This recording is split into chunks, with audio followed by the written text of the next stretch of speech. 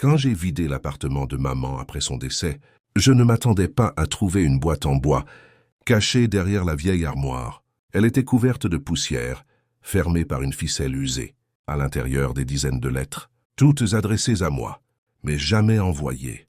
La première commençait par « Ma douce Clara, si tu lis ceci, c'est que je n'ai jamais trouvé le courage de te parler en face. » J'ai senti mes mains trembler. Maman n'était pas du genre à écrire. Elle était directe, parfois dure.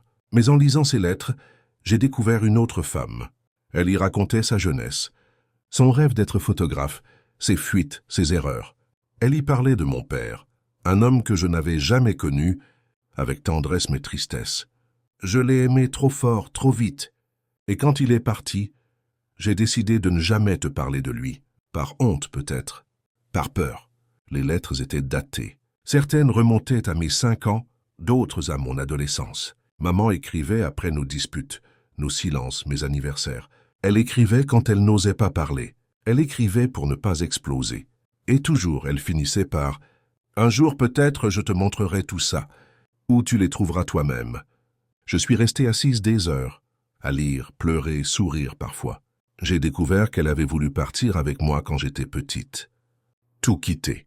Mais qu'elle était restée, pour que j'aie une vie stable. Je l'avais souvent trouvée froide, absente, mais dans ses lettres, elle était pleine d'amour maladroit, de regrets, de tendresse muette. La dernière lettre datait de l'année dernière. « Je suis fière de la femme que tu es devenue.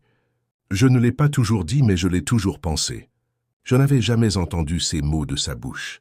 Le lendemain, j'ai pris les lettres, les ai mises dans une boîte neuve et je les ai rangées dans ma bibliothèque. Pas pour les oublier, mais pour les garder, comme un dialogue posthume, comme une conversation entre nous, enfin commencée. Et maintenant, parfois, quand j'hésite, quand je doute, j'ouvre une lettre au hasard. J'écoute maman et je sens qu'elle n'est pas si loin.